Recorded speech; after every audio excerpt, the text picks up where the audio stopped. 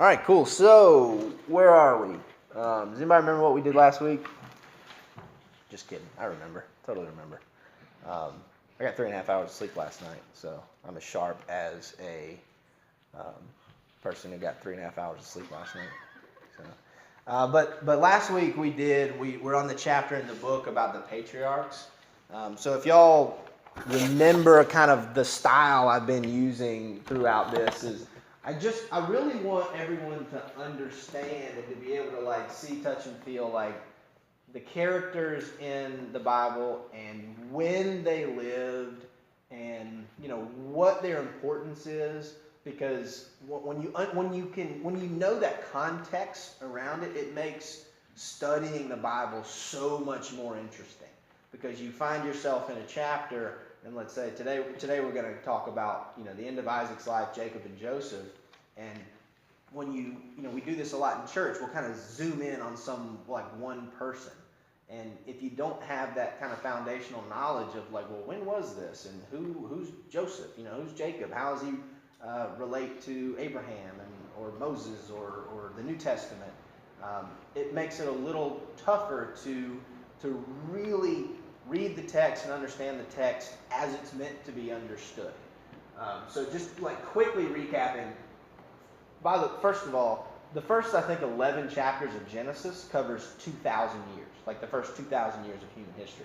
The rest of the Bible covers the next 2,000 or another 2,000 years. And then, see, am I doing that math right? Yeah, because then it was 2,000, 2,000, and then it's been another 2,000, right? Did that math right since then, roughly? Yeah, so we go 11 chapters, and we're still only in like the 20s, Genesis 20-ish range, right? And so we've covered about 2,000 years of human history. We discussed creation, the flood. I think that's the Tower of Babel, right? That's what that is, the tower. We talked last week a lot about the Abrahamic covenant, and we talked about the life of Abraham, what that covenant means, and how it's passed through Abraham to his son Isaac. Remember, it skipped over his other son. What was his name? Ishmael. And so we're going to talk about Jacob this morning and his brother Esau and how those two connect, Esau and Ishmael. But the blessing, the covenant that God made with Abraham. And remember, there's two types of covenants. What are the two types of covenants? There's a conditional covenant and an unconditional covenant. A conditional covenant is, hey, Brad, I will do this work for you if you pay me this money, right? That's a conditional covenant. If then. But an unconditional covenant would be, Brad, I'm going to do this work for you because I like you, right? No matter what. You can punch me in the face and I'm still going to do this work for you. That's an unconditional covenant. Please don't punch me in the face. This is not nice. But the unconditional covenant that God made with Abraham, which is still in effect, by the way, is that he would bless him, he would make a nation of Abraham's offspring, they would have a land, and they would have a government. Remember, the nation is the people, let's see, do I have it written, do I have to cover it up?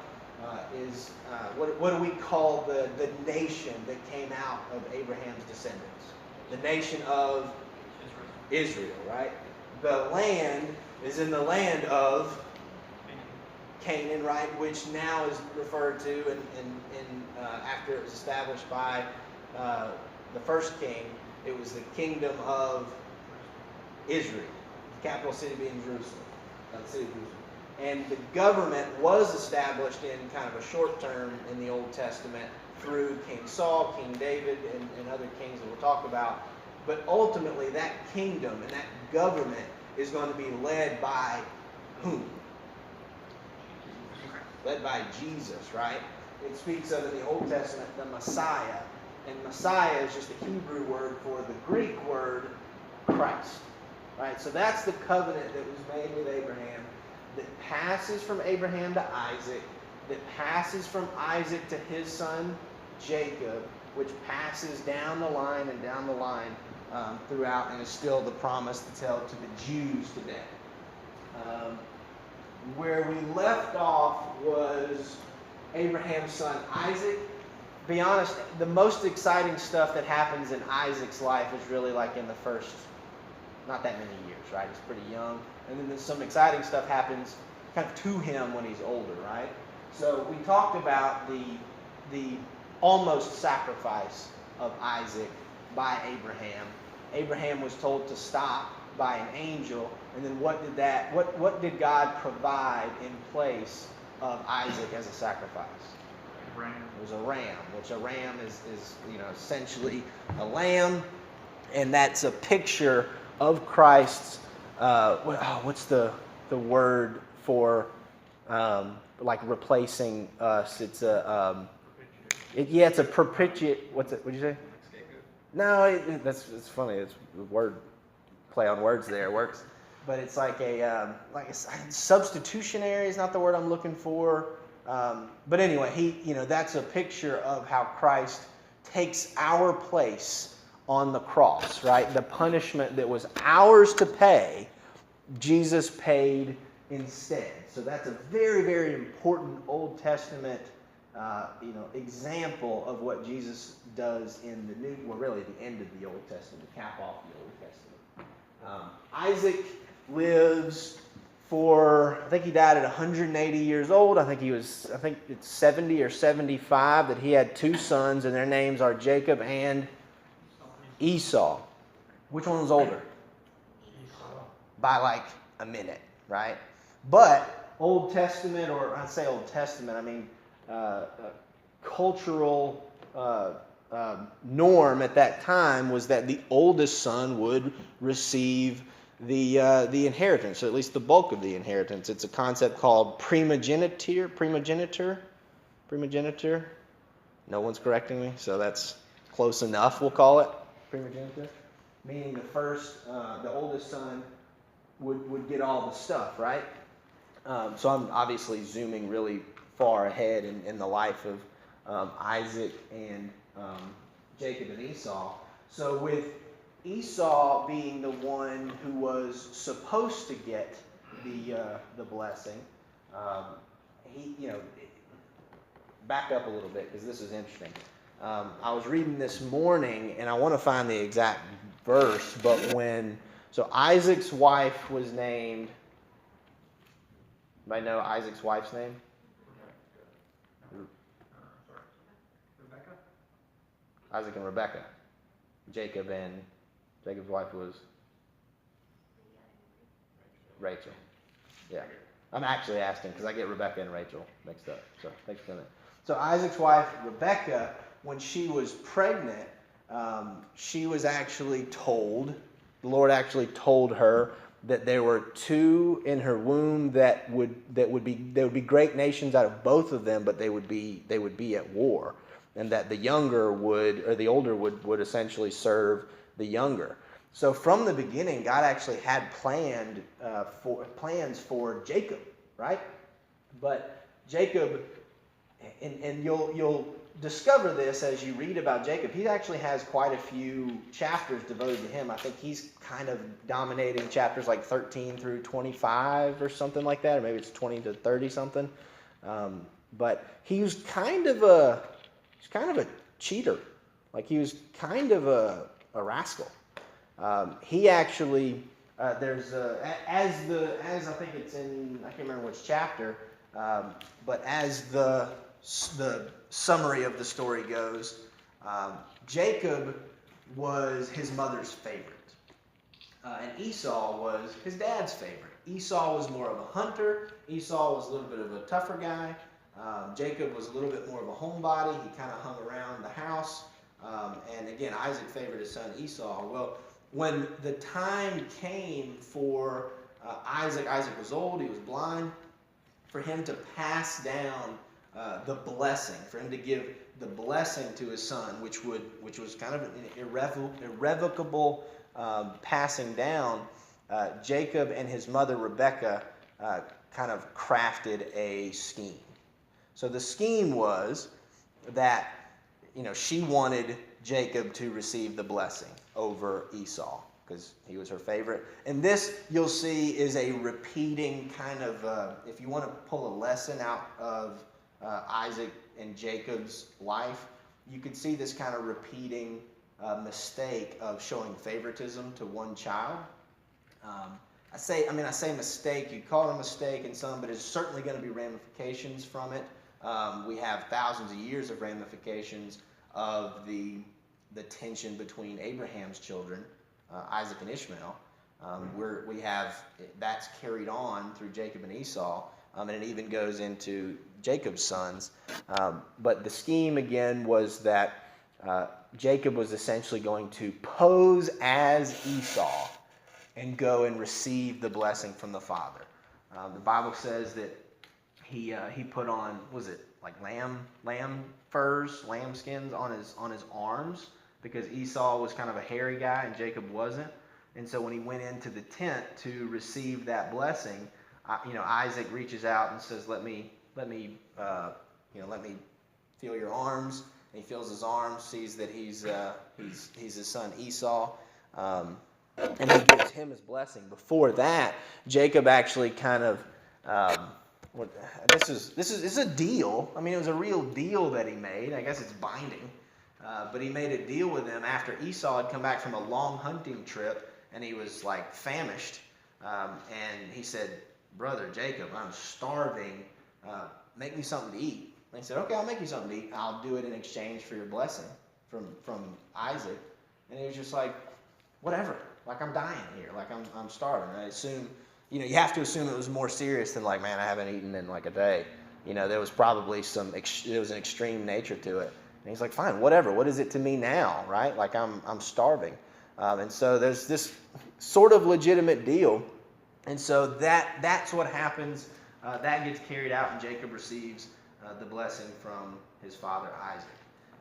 It's like I said, it's binding, it's legitimate. That blessing of the nation that covenant is passed through him. But again, I believe that the Lord had that plan already, but it's another example of what happens. We talked about this last week, when we try to take God's plan into our own hands and we try to do it our own way. And even if it's like going in the same direction, and this is another, we'll read about examples like this in the life of Moses and in the life of many of Old Testament and New Testament characters. When they say, "Okay, this is what God's got planned for me," well, I'll just go make it happen myself, right? I'm just going to go, I can handle this. I'll go make this happen myself. And then you've got to kind of deal with the repercussions of that. So Jacob has received the blessing. We're going to fast forward a little bit because I want to get all the way to Joseph.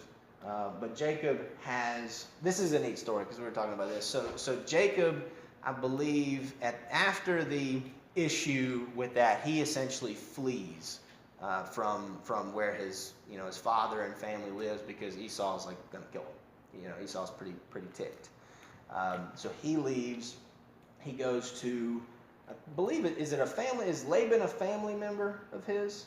It makes sense. Laban's a family member. So there's another man named Laban who is sort of like Jacob's, like, it's where Jacob kind of, what's the phrase, like the teacher became, the master becomes, the teacher becomes, whatever. He kind of meets his match, right, in Laban. Laban is a cunning, not a con artist, not a cheat necessarily. It just seems like a pretty savvy dude. He's not to be taken advantage of. And so Jacob meets Laban's daughter, Rachel, and he's like, "That's my girl."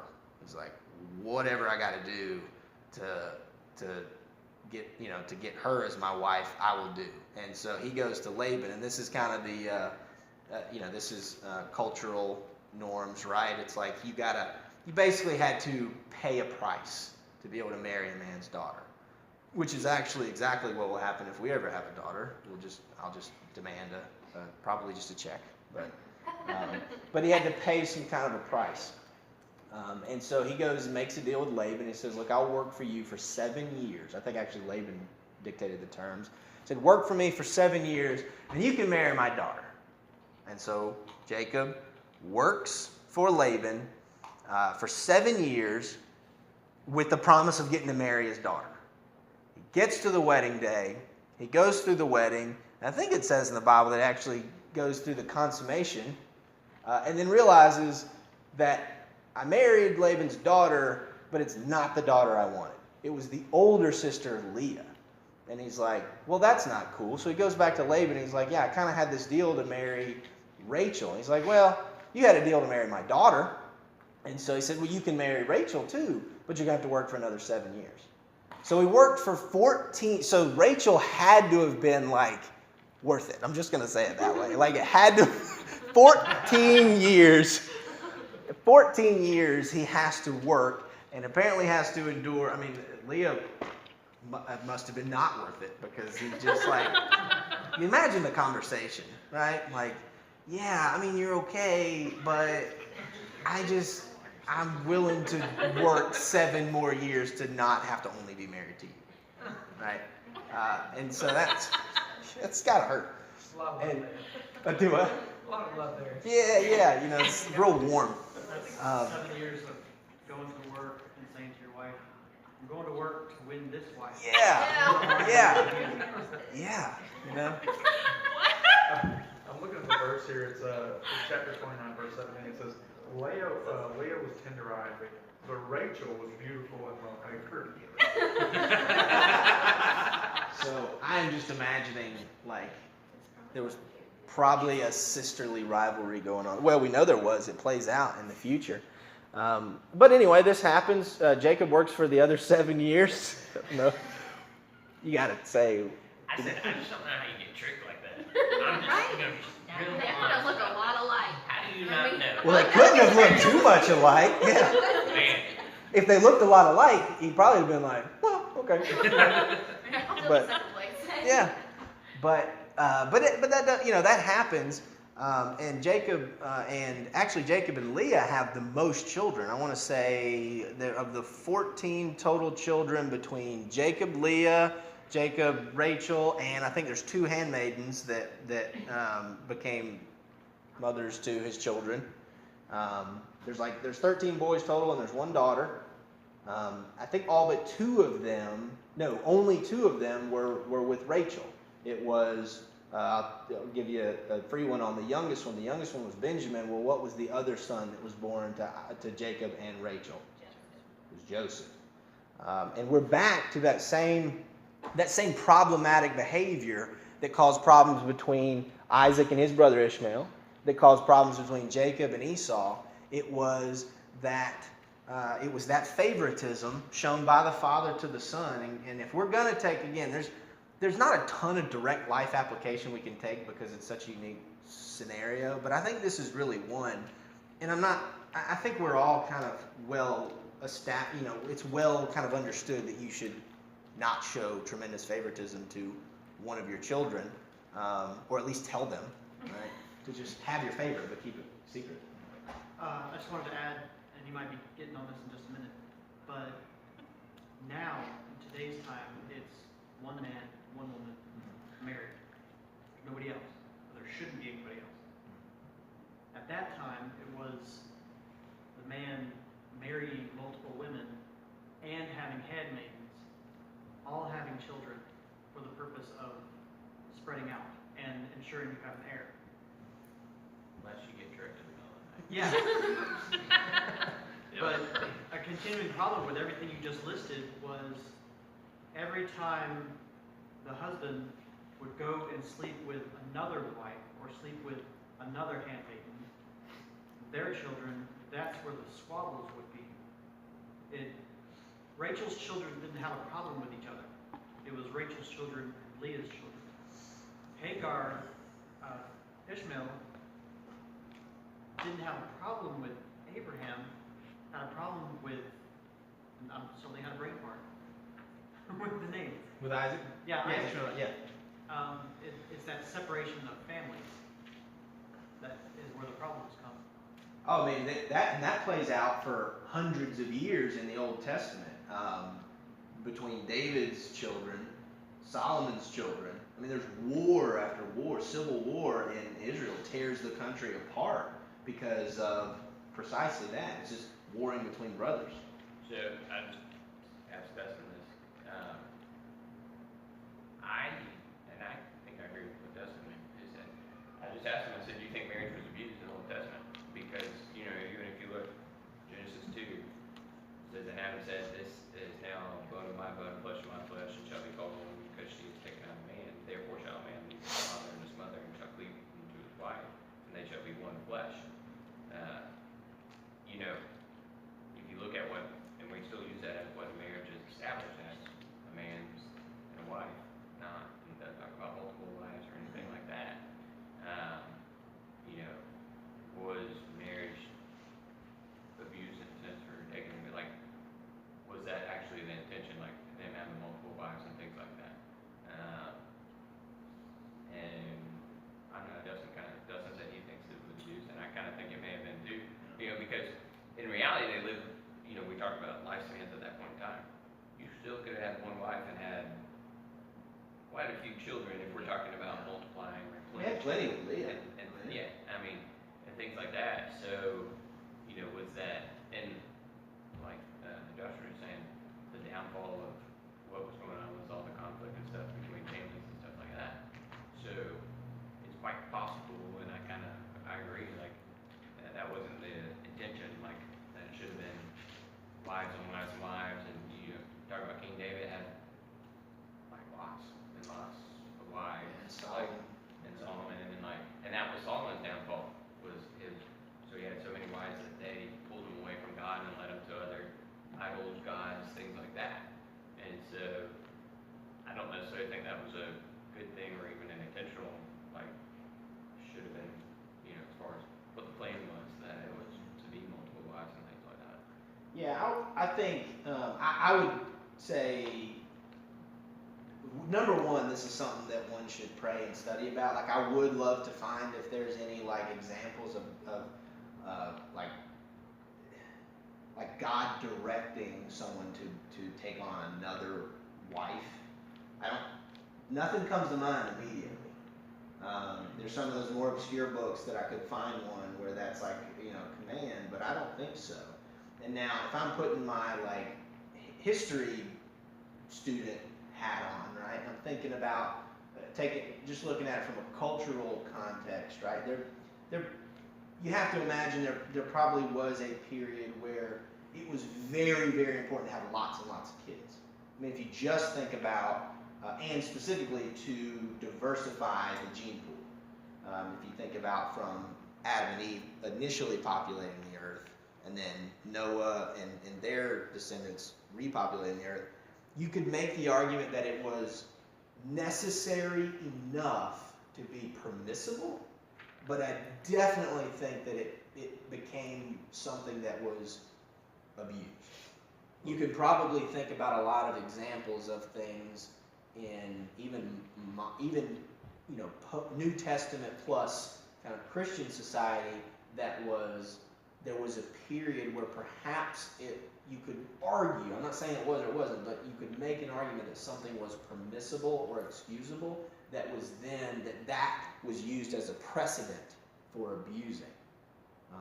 I mean, you could make an argument, this is not my argument, but one could make the argument that murder is one that's done for, right? One could make the argument that murder in the sense of war is permissible, right? I don't think that God's going to judge soldiers in, you know, fighting in a war, especially just war, for murders that they committed, killing that they committed. But I would make the argument that that as a Christian nation, we have certainly, I think we perhaps have abused that justification to justify lots of unnecessary, unjust killing in the name of self-defense, and I don't think it's self-defense.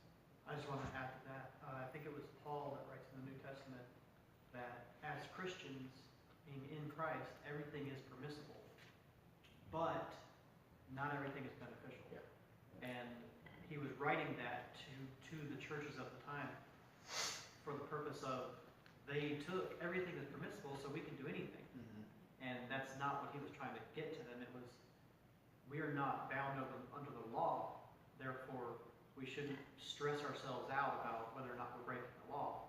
We should be focused on spreading Christ. Christ's ministry. And if what you need to do is what you need to do to spread Christ's ministry, then fine. But if you're doing these things for your own benefit, then you're going to have to answer to God. And you bring up a good point too. One thing I didn't mention either is that this is also where we are now is pre-law.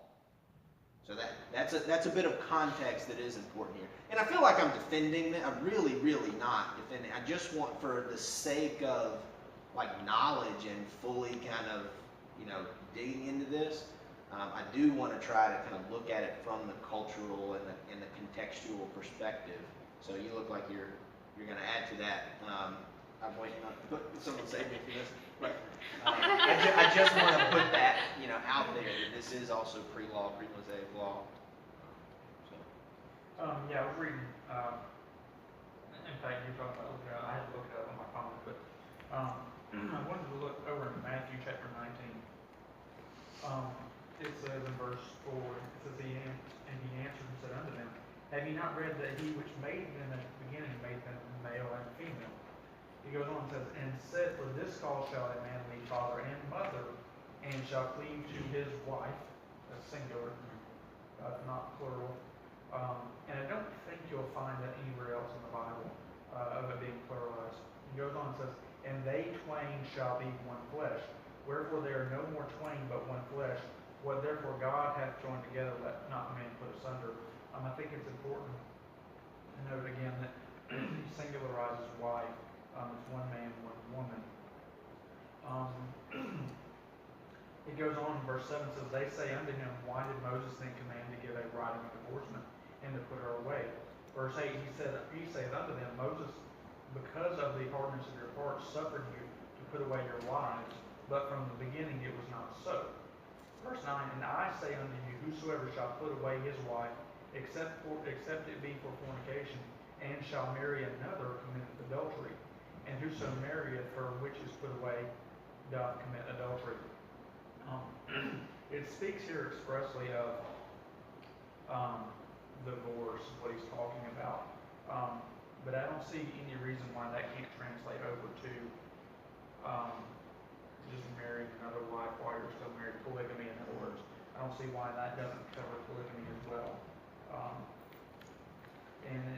Here it's expressly forbidden to divorce your wife except for a couple of certain ground rules that God laid down to get rid of her and to marry another woman. I don't see why God would be okay with you keeping your wife and then also marrying another woman. It just doesn't make any sense to me. It doesn't pass, I guess, a logical argument in my eyes. One last thing to go off of what he said, and I promise I'll stop. Man, I would to never let the stop lesson yet. go. But it goes along with the spiritual marriage that we have with Christ today, where God being a jealous God, we're engaged, we're married to Christ as the church. He doesn't want us going over here to this other woman, this other mistress. He doesn't want us marrying the love of money. He doesn't want us marrying this other sin over here. He wants us just for him. So I think you hit the nail on the head. So now I guess the risk at doing what I just did, taking us down this kind of contextual thing and trying to think about it like that, is that we need to remember the principle that transcends time and context, right? And I believe, let me be very clear, I believe that what you said and what you read is absolutely true from Adam and Eve to the future, is that marriage is one man, one woman until death, and it is a symbol, it is an earthly representation of our relationship with Christ, and that was always the plan. So we can do this, and again, for knowledge sake, we can go down this kind of contextual, kind of, Sherlock Holmesian, path, right, to figure out kind of what was going on then. But it would be wise to not just forget the principle first. Well, if you read, the Old Testament there at the beginning before God flooded the earth, he said that all men, everything in their mind was evil, everything they did was evil. I would probably bet that was part of evil in God's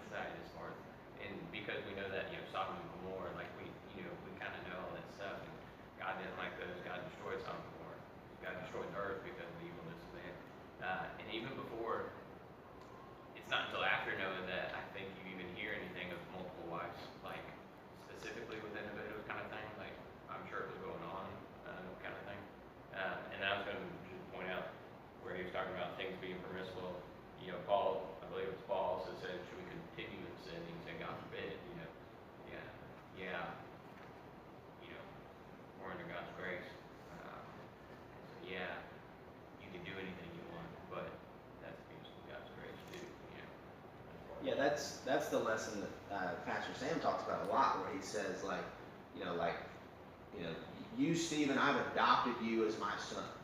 There's nothing you can do to not be my son, right? So theoretically, you can do anything wrong, and you'll always be my son. But that's not showing that love and respect and appreciation to me, having adopted you and taken you into my home, that you should do, right? That's like the analogy that's often repeated that I really like. So, we definitely went down the road there. That's good. I like that. That's fun. So if we're to get back to Jacob and his wives, and kind of repeating mistakes of their fathers, showing favoritism. What kind of time are we looking at? 10:35. We're good until we hear footsteps.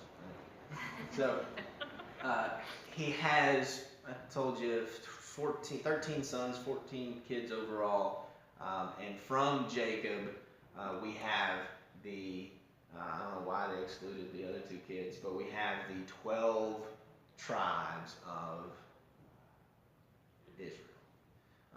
And there's, I was reading about the specific instance when Jacob's name was changed to Israel. Can somebody tell me about that event and what happened there? Yeah. So there was I think it's in Genesis chapter, I'm not going to remember, but it says that Jacob actually wrestled with God. And so this is a cool thing to think about. So I believe every representation or every physical kind of manifestation of God in the Old Testament was Jesus Christ, right? So you can imagine the physical embodiment of God, Jesus Christ, in the Old Testament, physically wrestling with Jacob all night long.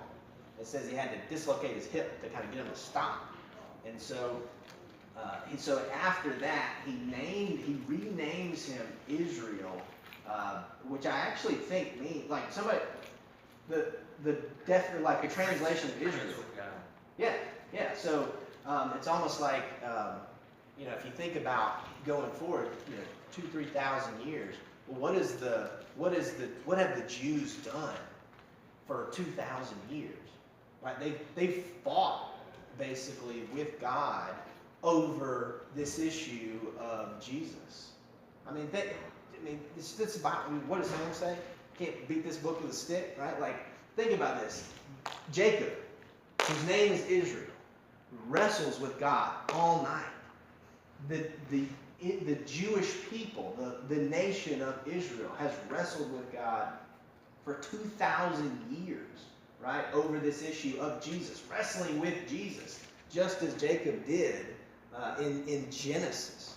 This stuff it's deep, man. It's a lot there. But you see it when you start just studying this stuff. You're like, just to me, it opens up so many more layers, to God and to the Word that to me it's fascinating. It's fascinating how this book was put together over so many different years and so many different authors to tell this one cohesive story that has so many callbacks and so many kind of leaps forward. It's phenomenal. It's really, really interesting. So that's how, you got one? Or are you kicking me? Yeah. Tell me where to go. No, you're good. I think it's very fascinating that it says, and he said, God, let me go before the day breaketh. God told Jacob to let him go. And I think Sam's preached on this before, but just how about clinging to God, but Jacob, for real, was not letting go until he took care of business, basically, is what it was. But I just thought it was interesting. God told Jacob, let me go. He really would not let God go. It's probably, you could make the same kind of look forward to the Jewish people, to their credit, right? They have not let God go. They're still holding on to God. They're wrestling with him, but they're still holding on to him, right? As a people, the Jews are a very religious, what you call it, a religious race of people. It's central to their entire culture, even as they've been spread across the whole world. So it's really neat to see the parallels between Old Testament and today. Jacob has 12 boys that became the heads of the 12 tribes of Israel. There's no way I'm going to be able to cover Joseph. Maybe I'll just hand the ball off to one of you guys to cover Joseph in a little bit more detail. So this is probably a good point to just kind of wrap it up. But the kind of combining, or the line that goes through Abraham, Isaac, Jacob, and then obviously, you know, his sons, but specifically Abraham, Isaac, and Jacob, is this really raw story of their flaws and failures, and you know how they were all still revered as being fathers of the faith and patriarchs of the not only the nation of Israel, but of the Christians. They were the line through which the Messiah, Jesus, was actually born. So if we take something from this, is these were very, very imperfect men who made tremendous, and I don't like when people use the word mistakes in place of willful acts of doing wrong, right? The mistake is I was, trying to hit a nail and I hit my thumb. That's a mistake. Me, punching somebody in the face is not a mistake. It was perhaps a bad judgment, but it's not a mistake. It's willful acts of doing wrong. And these men continually did this, but God still used them because He made a promise. He made an unconditional covenant. Today, we experience and we benefit from an unconditional covenant of grace. So we can do wrong. We can sometimes be totally useless and can still be used by the Lord. He's not going to give up on us. He's made that promise. We have that blessed hope of Jesus Christ, not only at the end of our lives, but that between now and then. So I would just say to think on that. Sometimes we have a habit of thinking that there's no way we can relate to these people in the Bible because they did such tremendous things and God called them out. Well, you could easily say that we are much more special in God's eyes than Abraham, Isaac, and Jacob, because we didn't have to do anything. We just got given this thing. We just had to accept it, right? So I'm not going to say He loves us more. We're His favorite child, but you can make the inference if you want. But to me, that's just, again, guys, it's the Bible comes alive when you just dig and you study and you look at it in context and you think about the world around it. You think about the timeline. You think about how God was specifically working in these people's lives, not these angels or not these demigods, but these people's lives, to carry out this plan that ultimately resulted in the Messiah being born and dying on the cross to bring about the great mystery that was the church. And there's so much more that we'll cover. I mean, guys, we've made it through 2,000 years, but we've made it through like 30 chapters of the Bible, right? We're going to keep this thing going. This book, the one that we're reading, this 30 days, will probably take us more than 30 days to do all this, right? So we're going to go, it's taking them, I think a month of Sundays that phrase was made for our class. We're going to go all the way through, Revelation, guys. We're going to talk about all this stuff and the whole grand plan. So I really appreciate when people talk, by the way. So if you ever feel like you have something to say, please bring it up. I really enjoy this type of thing. So any questions or anything like that? Any last comment? Yes, sir? Just on a side note, has there ever been anything written or found that's trustable about what was going on with Esau while Jacob was going through his thing at the Bible? I don't know if there's a lot written. I do know this, that Esau, so I know this, that Ishmael and Isaac, they buried Abraham together. So that happened. So that familial kind of brotherly bond What? We got, They're just, they're not We got- together. we They're got- not even talking about we sex got- or things. we got There's some ideas. a verse that says Esau went to Ishmael. Yeah, oh yeah, those families like joined up, for sure. That's, Yeah. that's likely where we're getting all of our turmoil in the Middle East Yeah, right now. For sure. Is Esau and Yeah, those lines joined up. Because Ishmael I and remember Esau. in Genesis 33, People are like, Jacob found out that Esau was coming, Yeah, yeah. and he That was was coming what with you like said. hundreds of men.